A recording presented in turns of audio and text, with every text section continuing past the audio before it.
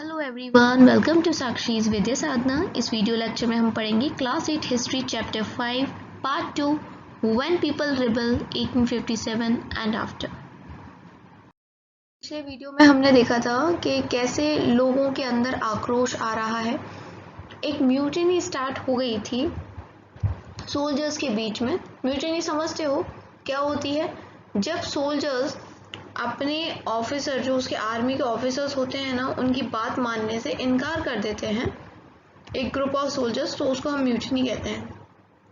तो वही कि पिग और काऊ के फैट से बना हुआ कैटरेज है, उसको यूज़ करने से कार्ट्रेज को मना कर दिया था, तो म्यूटिनी आ गई थी बीच में इन लोगों के। अब वो छोटी सी म्यूटिनी कैसे एक पॉपुलर रिबेलियन बन गई, वो हम इस वीडियो में देखने वाले हैं।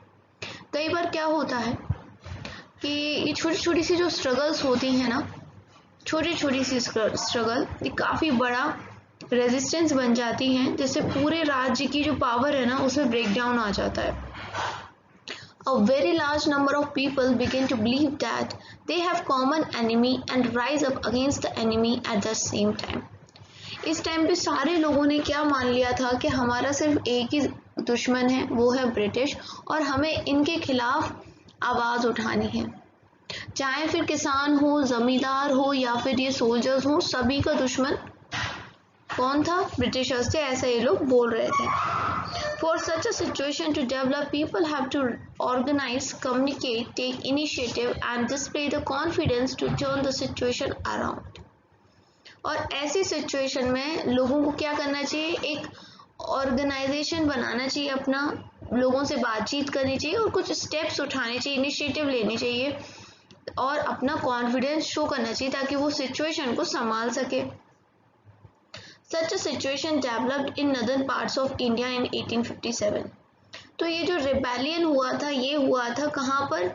जो इंडिया के नदर्न पार्ट्स हैं वहाँ पर 1857 में। After 100 years of conquest and administration, English East India Company faced massive rebellion that started in May 1857 and threatened the company's very presence in India. तो कई सौ सालों से जो कंपनी शासन कर रही है, जीत पे जीत हासिल करती आ रही थी ईस्ट इंडिया कंपनी, उन्होंने कभी इतना बड़ा रिबेलियन देखा ही नहीं था जितना 1857 मई में उन्होंने देखा, जिन्होंने एकदम से डरा के रख दिया था, हिला के रख दिया था कंपनी की पावर को इंडिया के अंदर। Sepoys mutinied in several places, beginning from Meerut, and a large number of people from different sections of society rose up in rebellion. तो ये जो सिपाही म्यूटिनी थी वो कहाँ से स्टार्ट होती है? तो याद रखना, मेरठ से स्टार्ट होती है और धीरे धीरे सबके बीच में फैल जाती है। Some regard it as the biggest armed resistance to colonialism in the 19th century anywhere in the world. कुछ हिस्टोरियंस का कहना भी है कि अगर देखा जाए तो ये उस टाइम का पूरे वर्ल्ड में एक कॉलोनियलिज्म के खिलाफ सबसे बड़ा आर्म्ड रिबेलियन था।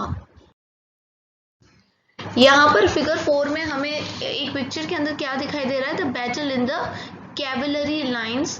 कैवलरी आप समझते ही हो ना कि मतलब घोड़े के ऊपर चढ़ के जो सोल्जर्स लड़ाई करते हैं, that is called cavalry. On the evening of 3 July 1857 over 3000 rebels came from Bareilly. तो 3 जुलाई को 1857 में 3000 से भी ज़्यादा जो विद्रोही थे वो आ गए थे। कहाँ से? बरेली से। उन्होंने जमुना नदी को क्रॉस करते हुए दिल्ली में एंट्री ली और अटैक कर दिया ब्रिटिश के कैवलरी पोस्ट को, और पूरी रात ये बैटल चलती रही। अब हम देखते हैं कैसे कैसे चलती रही मेरठ से दिल्ली का सफ़र। On 29 March 1857, a young soldier Mangal Pandey was hanged to death for attacking his officer in Barakpur. तो क्या हुआ था? असल में ये हुआ था कि 29 मार्च 1857 को एक बहुत यंग सोल्जर, जिनका हमने मूवी भी बनी है जिसमें मंगल पांडे का किरदार आमिर खान ने निभाया है, उनको फांसी की सज़ा दे दी गई थी बैरकपुर में, या बैरकपुर बोल लो। कुछ दिन बाद क्या होता है? Some sepoys of the regiment at Meerut refused to do the army drill using new cartridges. which was suspected of being coated with the fats of cow and pigs. तो कुछ दिन पहले क्या हुआ था दरअसल कि मेरठ में कुछ रेजिमेंट के कुछ जो सिपाहीज थे, सोल्जर्स थे, उन्होंने मना कर दिया कि हम ये कार्ट्रिजेस नहीं यूज़ करेंगे क्योंकि इन पे कौन सा कोट, कैसा फैट की कोटिंग है, काव और पिग के फैट की है। और काव के फैट से किसको प्रॉब्लम थी? हिंदूज को, और पिग के फैट से मुस्लिम्स को। 85 sepoys were dismissed from the service and sentenced to 10 years in jail. तो जब इन सिपाहीज ने मना किया कि हम कार्ट्रिजेस को यूज नहीं करेंगे तो लगभग 85 सिपाहीज को क्या कर दिया, उनकी सर्विस से हटा दिया गया और 10 साल की जेल दी गई क्योंकि उन्होंने अपने ऑफिसर की बात नहीं मानी। ये सब हुआ था 9 मई 1857 को। The response of the other Indian soldiers in Meerut was quite extraordinary. और कुछ ऐसे थे, कुछ सोल्जर्स थे, उनका तो रिस्पॉन्स बहुत ही अलग था। On 10 May, the soldiers marched to the jail in Meerut and released the imprisoned sepoys. They attacked and killed British officers. They captured guns and ammunition, set fire to the buildings, properties of the British, and declared war on the Firangis. तो जो बाकी के जो सिपाहीज थे जिनको गिरफ्तार नहीं किया गया था वो सीधे गए मेरठ जेल में और जिन लोगों को कैद किया गया था, जिन सोल्जर्स को, उनको वहां से छुड़वाया। ब्रिटिशर्स के जो ऑफिसर्स थे उन पे अटैक कर दिया गया, वहां से गन्स और एम्यूनेशन चुरा ली नहीं, क्या चुराना सही नहीं लगेगा, अपने कब्जे में ले ली क्योंकि वो करते भी क्या, उनकी गलती नहीं थी, ब्रिटिशर्स इसी लायक थे। और बिल्डिंग्स को आग लगा दी गई। उन्होंने क्या बोला, डिक्लेयर कर दिया वार ऑन फिरंगीज। तो फिरंगी बोलते थे, फिरंगी कोई पॉजिटिव वर्ड नहीं है, नेगेटिव सेंस में इन गोरों के लिए बोला जाता था, गोरे, फिरंगी, इस तरह के शब्द यूज किया जाते थे इन ब्रिटिशर्स के लिए। The soldiers were determined to bring an end to their rule in the country, but who would rule the land instead? Soldiers क्या चाहते थे कि अब बस बहुत हुआ, इनको निकालो यहाँ से, इन्होंने नाक में दम कर दिया है, ठीक है। लेकिन अगर ब्रिटिशर्स को निकालते हैं तो क्वेश्चन सबसे पहले उनके दिमाग में यही आया कि फिर पावर कौन लेगा अपने हाथ में, कौन सत्ता संभालेगा। Soldiers had an answer to this question, the Mughal emperor Bahadur Shah Zafar. तो इन लोगों ने बातचीत करी होगी सोल्जर्स में, तो कहीं से ये बात उठ के आई होगी कि पहले भी तो मुगल संभालते थे, अब भी तो मुगल्स के वंशज हैं ही एम्परर बहादुर शाह जफर, तो यही संभालेंगे। तो ऐसा इन लोगों के दिमाग में आ गया। The sepoys of Meerut rode all night of 10 May to reach Delhi in early hours next morning. पूरी रात ये सोल्जर्स, ये सिपाहीज चलते रहे, मेरठ से दिल्ली तक का इन्होंने रात में सफर तय किया। As news of their arrival spread, the regiments stationed in Delhi also rose up in rebellion. Again, British officers were killed, arms and ammunition seized, buildings set on fire. Triumphant soldiers gathered around the walls of Red Fort where the Badshah lived, demanding to meet him.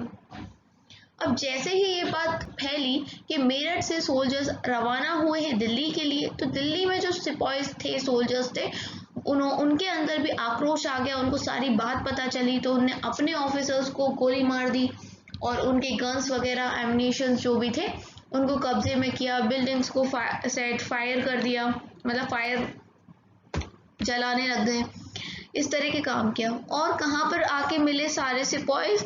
Red fort के पास, जहाँ पर ये बहादुर शाह जफर रहते थे, क्योंकि ये मिलना चाहते थे बहादुर शाह जफर से। The emperor was not quite willing to challenge the mighty British power, but the soldiers persisted. They forced their way into the palace and proclaimed Bahadur Shah Zafar as their leader. दरअसल ये क्या चाहते थे कि बहादुर शाह जफर इनके लीडर बन जाएं, लेकिन बहादुर शाह जफर उस टाइम तक ना काफ़ी बूढ़े हो चुके थे, उनको पेंशन आई रही थी महीने की, तो वो बिल्कुल इंटरेस्टेड ही नहीं थे कि मैं ब्रिटिशर्स के खिलाफ लड़ूं, इनका एक तरीके से लीडर बनूं।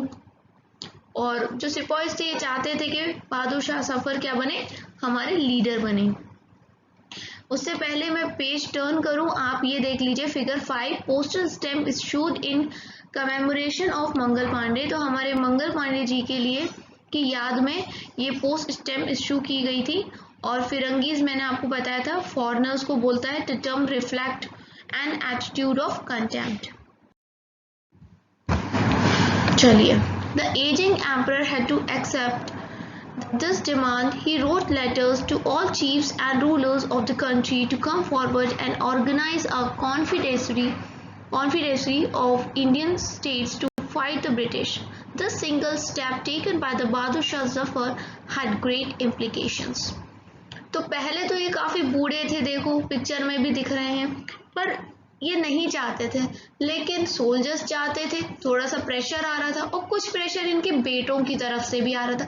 वो भी कह रहे थे कि हमारे जो पहले हमारे पूर्वज रहे हैं उनने शासन किया है, दोबारा हमारे पास पावर आ जाएगी, हम शासन करने लगेंगे वगैरह वगैरह। तो हर तरफ के प्रेशर को देखते हुए ये राजी हो गए और उन्होंने सारे चीफ्स और जो भी कंट्री के दूसरे दूसरे शासक थे उनको लेटर लिखा कि आ जाओ मिलके एक कॉन्फिडेंसरी बनाते हैं और लड़ते हैं ब्रिटिशर्स के खिलाफ। ठीक है, बस ये सिंगल सा जो स्टेप लिया था ना बहादुर शाह जफर ने, इसने एकदम तहलका मचा दिया। The Mughal dynasty had ruled over a very large part of the country. Most smaller rulers and chieftains controlled different territories on behalf of the Mughal rulers. Threatened by the expansion of British rule, many of them felt that if the Mughal emperor could rule again, they too would be able to rule their own territories once more under Mughal authority.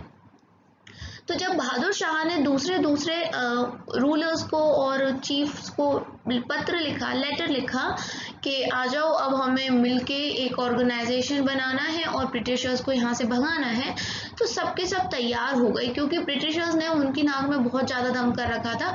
At least Mughals के time पे वो एक territory पे governor बनकर या कैसे भी राज तो कर पाते थे, तो वो भी बहादुर शाह जफर के साथ हो लिए। Britishers had not expected this to happen. और ब्रिटिशर्स ने कभी सोचा ही नहीं था कि एक छोटी सी म्यूटिनी इतनी बड़ी रिबेलियन में कन्वर्ट हो जाएगी, है ना। They thought the disturbance caused by the issue of cartridges would die down. उन्होंने क्या सोचा था कि ये जो गाय और पिग के फैट का जो ये इशू है ये आराम से ठंडा पड़ जाएगा, क्योंकि इससे पहले और भी बहुत बार इश्यूज उठते थे लेकिन उनको ब्रिटिशर्स दबाने में सफल हो जाते थे। But Bahadur Shah Zafar decision to bless the rebellion change the entire situation dramatically. लेकिन अब क्या हुआ कि यहाँ पर मुगल रूलर बहादुर शाह जफर ने जैसे ये डिसीजन लिया, ये रिबेलियन को ब्लेस किया कि मैं तुम्हारा साथ दे रहा हूँ, मैं लीडर बन रहा हूँ, हम फाइट करेंगे मिलके, ब्रिटिशर्स को भगाएंगे, तो सिचुएशन एकदम से चेंज हो गई। Often when people see an alternative possibility they feel inspired and enthused. It gives them the courage, hope and confidence to act. तो जब भी लोगों को कुछ मतलब थोड़ी सी भी आशा मिलती है ना कि अच्छा ये भी हमारे साथ हैं, अच्छा ये मुगल लीडर हैं, ये भी हमारे साथ है, तो वो और ज़्यादा इंस्पायर हो जाते हैं, उनके अंदर एंथुजियाज्म आ जाता है और कॉन्फिडेंस आ जाता है लड़ने के लिए।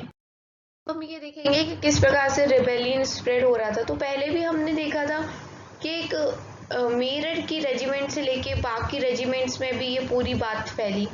अब सिर्फ रेजिमेंट के जो सिपाहीज वाले लोग थे यही नहीं थे रिबेलियन में, जो लोकल जमींदार थे, चीफ थे, ये भी थे प्रिपेयर कि ये अपनी अथॉरिटी को इस्टेब्लिश करें और फाइट करें ब्रिटिशर्स के खिलाफ। नाना साहिब की बात करें तो नाना साहिब कौन थे? एक अडॉप्टेड सन थे लेट पेशवा बाजीराव सेकंड के, जो कि कानपुर के पास रहते थे। ठीक है, उन्होंने भी अपनी आर्म्ड फोर्सेस को एकजुट किया।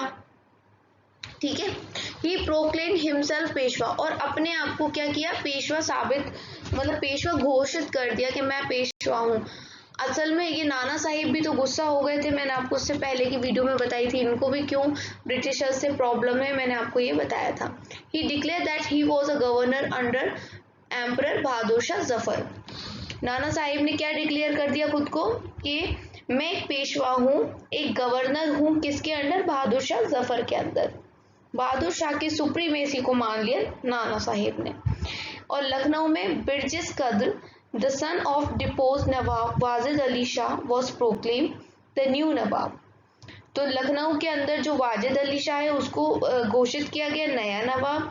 ही टू एक्नॉलेज द सजरनेटी ऑफ बहादुर शाह जफर। लेकिन इनके बिहाफ पे किसने शासन किया, किसने ये सब म्यूटनी रिबेलियन को संभाला?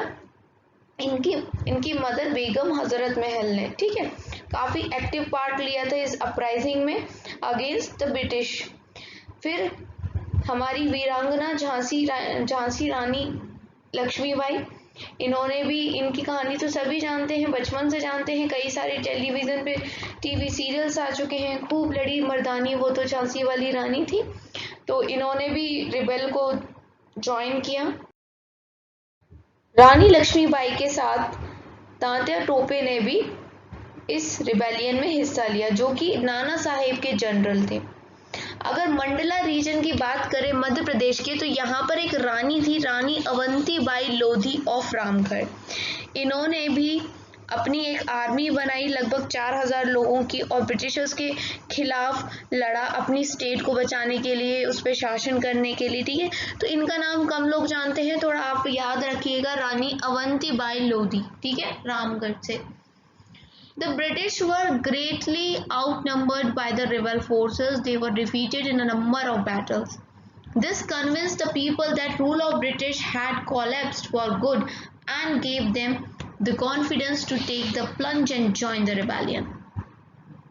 कई जो लड़ाइयाँ हो रही थी उनमें ब्रिटिशर्स की हार भी हो रही थी, तो लोगों के मन में एक चीज़ आ रही थी कि चलो अब ये जो ब्रिटिश का शासन है ना, ये कोलैप्स कर गया है, और दोबारा से एक कॉन्फिडेंस भी आ रहा था कि हम भी रिबेलियन को ज्वाइन करें और दोबारा से हमारा समय आ जाएगा। A situation of widespread popular rebellion developed in the region of Awadh in particular. On 6 August 1857, we find a telegram sent by Lieutenant Colonel Tytler to his commander-in-chief expressing the fear felt by the British. एक letter लिखा था lieutenant colonel Tytler ने अपने commander in chief को, तो उसमें उन्होंने अपनी डर वाली फीलिंग्स बताई थी। क्या लिखा था? Our men are cowed by the numbers opposed to them and endless fighting. Every village is held against us. The zamindars have risen to oppose us. मतलब एक डर दिख रहा है कि गांव, पूरे गांव हमारे खिलाफ है, जमींदार भी अब हमारे खिलाफ हैं, इस तरह की बात। Many new leaders came up. बहुत सारे नए नए लीडर्स भी सामने आए, इस रिबेलियन का हिस्सा बने, जैसे अहमदुल्ला शाह, ये एक मौलवी थे फैज़ाबाद से। इन्होंने क्या बोला कि जो रूल है ब्रिटिश का, वो मतलब इन्होंने एक आकाशवाणी टाइप की करते हैं ना, वो करा कि जो रूल है ना ब्रिटिश का वो समाप्त हो जाएगा बहुत जल्दी, ऐसे करके मतलब इमेजिनेशन बताई अपने सपोर्टर्स को। He came to Lucknow to fight the British, और ये कहाँ पर आए थे? लखनऊ आए थे ब्रिटिशर्स से लड़ने के लिए। इन Delhi a large number of Ghazis और religious warriors came together to wipe out the white people. ठीक है, दिल्ली में बहुत सारे लोग आए थे गाजीज, जिनको क्या बोला जाता है? रिलीजियस योद्धा होते हैं। ये गोरे लोगों को भगाने आए थे। गोरे लोग मतलब यही फिरंगी ब्रिटिशर्स। बख्त खान कौन थे? A soldier from Bareilly took charge of a large force of fighters who came to Delhi. तो ये बख्त खान भी आए थे। ये कौन थे? सोल्जर्स थे बरेली से, ये भी आ गए थे, ठीक है, दिल्ली में। ये बिकेम अ की military leader of the rebellion, और बहुत ही मतलब एक इम्पॉर्टेंट लीडर साबित हुए रिबेलियन के। बिहार में कौन थे? एक बहुत पुराने जमींदार हुआ करते थे, कुंवर सिंह। इन्होंने रिबेलियन को ज्वाइन के सिपॉइस की और ब्रिटिशर्स के खिलाफ कई महीनों तक लड़े।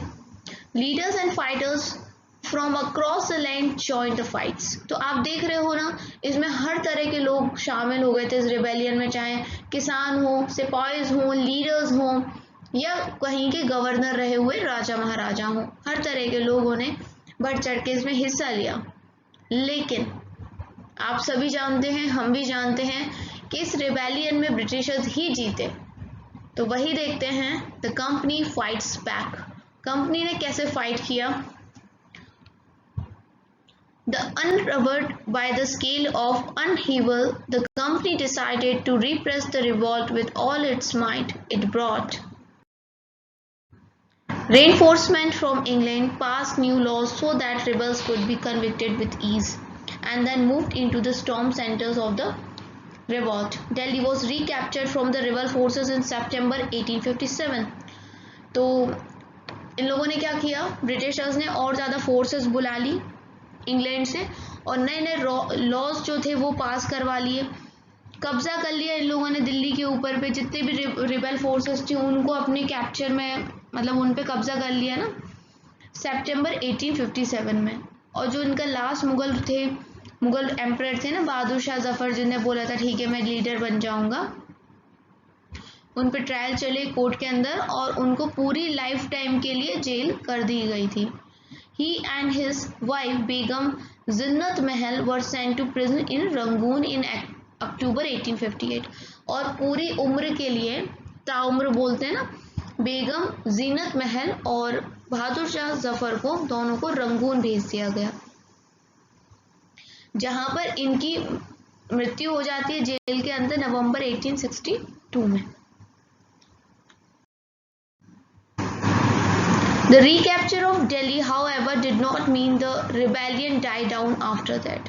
देखो दिल्ली पे कब्जा कर लिया लेकिन इसका मतलब ये नहीं था कि रिबेलियन पे कब्जा कर लिया। People continued to resist and battle the British. The British had to fight for 2 years to suppress the massive forces of popular rebellion. मतलब दिल्ली पे कब्जा करने के बाद भी लोग बंद नहीं हुए थे, अपना जो गुस्सा था उनका फूट के निकल ही रहा था ब्रिटिशर्स के खिलाफ। तो लगभग 2 साल लग गए इस पूरे रिबेलियन को, रिवॉल्ट को सप्रेस करने में, दबाने में ब्रिटिशर्स को। लखनऊ वाज टेकन इन मार्च 1858। लखनऊ पे कब कब्जा कर लिया? 1858 में। याद रखना है आपको लखनऊ से कौन लड़ाई को लड़ रहा था, तो बेगम हजरत महल का नाम याद रखना। ओके, रानी लक्ष्मीबाई को भी डिफीट करा, मतलब हरा दिया गया और मार दिया गया था जून 1858 में। अ सिमिलर फेट अवेटेड, और वही चीज हुई रानी अवंतीबाई के साथ भी, इनकी भी हत्या कर दी गई थी। Near Kheri chose to embrace death when surrounded by the British on all sides. Tantya Tope की बात करी जाए तो ऐसा बोला जाता है कि भाग के कहीं जो सेंट्रल इंडिया है उनके जंगलों में चले गए थे और गुरिल्ला फाइट की टेक्निक से लड़ते रहे थे, लेकिन इनके अपने ही किसी साथी ने इनके साथ गद्दारी करी और ब्रिटिशर्स को बता दिया और फिर इनकी मृत्यु हो जाती है ब्रिटिशर्स के द्वारा, लगभग अप्रैल 1859 में। Just as victories against the British had earlier encouraged rebellion, the defeat of rebel forces encouraged desertion. The British also tried their best to win back the loyalty of the people. They announced rewards for the loyal landholders would be allowed to continue to enjoy traditional rights over their lands. Those who had rebelled were told that if they submitted to the British and if they had not killed any white people, they would remain safe and their rights and claims to land would not be denied. Nevertheless, hundreds of sepoys, rebels, nawabs and rajas were tried and hanged. देखो, भले इस rebellion में हम हार गए थे, लेकिन एक झटका तो लग ही गया था ब्रिटिशर्स को कि ये इंडियंस चाहें तो कुछ भी कर सकते हैं, तो हमें थोड़ा संभल के रहना पड़ेगा। तो जब इस तरह का झटका इन्हें मिला तो इन्होंने अपनी पॉलिसीज में काफ़ी ज़्यादा चेंजेस करे। पहले जो ज़मींदार इनके प्यारे हुआ करते थे, लॉयल होते थे, हमने देखा कि इस रिबेलियन में बहुत सारे ज़मींदारों ने ही बढ़ चढ़ के हिस्सा लिया। तो इन्होंने क्या बोला कि जो भी ज़मींदार हमसे लॉयल रहेगा हम उसको नहीं मारेंगे और उसको अपना लेंगे, ये वो वगैरह वगैरह रिवार्ड्स देंगे ना, इस तरह की बातें करी। और जिस भी जमींदार ने किसी गोरे को नहीं मारा होगा उसको भी हम कुछ रिवार्ड देंगे, इस तरह की बातें करी। बाकी सबको जो जो इस रिबेलियन में थे ना, चाहे वो सिपाही हो, नवाब हो, रिबेल्स हो, राजाज हो, उन सबको फांसी की सजा मिली। तो ये था एंड एक तरीके से 1857 के रिवॉल्ट का। लेकिन इसका आफ्टरमैथ क्या हुआ, मतलब इस रिवॉल्ट के बाद का रिजल्ट क्या रहा, ये हम नेक्स्ट वीडियो लेक्चर में देखेंगे। तब तक के लिए thanks for watching Sakshi Vidya Sadhana.